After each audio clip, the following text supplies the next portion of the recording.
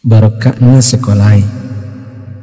Ada yang bertanya sama saya ketika saya berbicara di suatu majelis, mengapa sekarang ini sepertinya sekolah kehilangan kesaktian untuk membentuk hati anak-anak kita? Ini pertanyaan dan bukan pernyataan saya. Saya hanya mampu menjawab begini.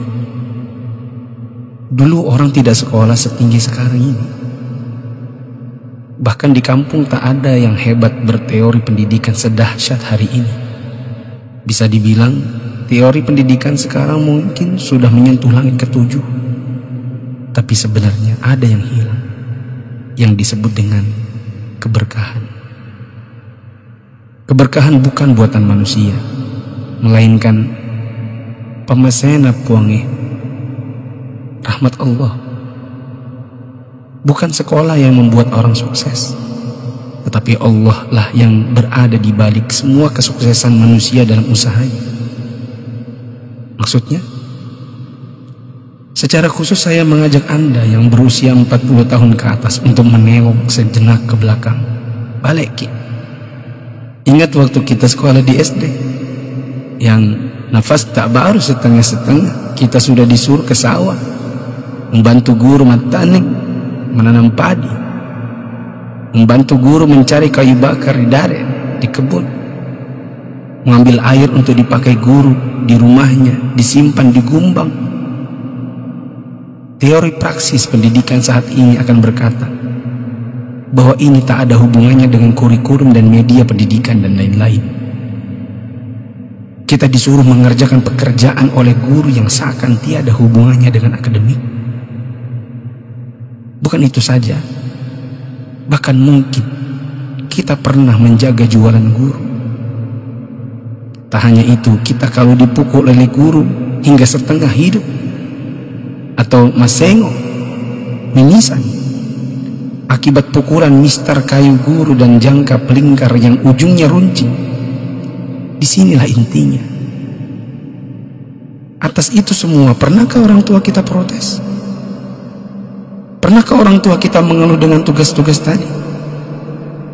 Pernahkah orang tua kita melarang kita ikut ekskul dalam tanda kutip yang saya sebutkan tadi, mencari kayu, mengambil air? Sama sekali no.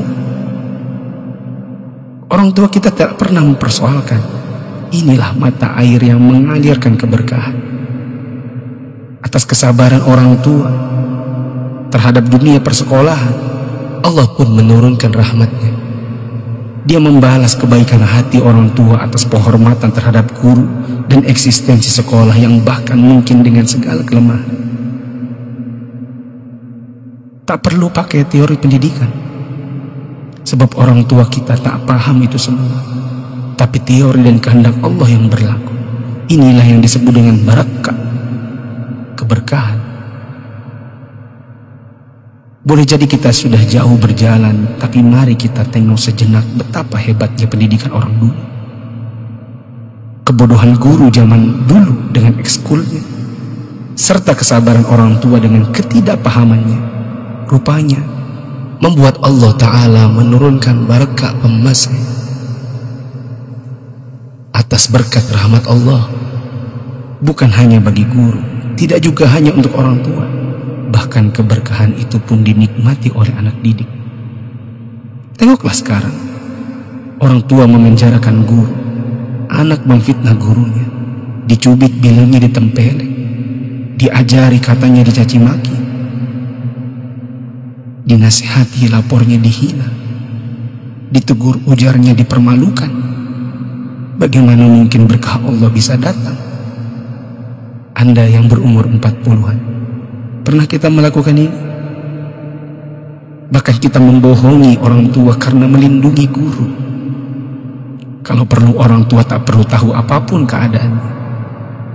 Itulah sebabnya di akhir sekolah dahulu kita selalu menyisakan air mata kebahagiaan.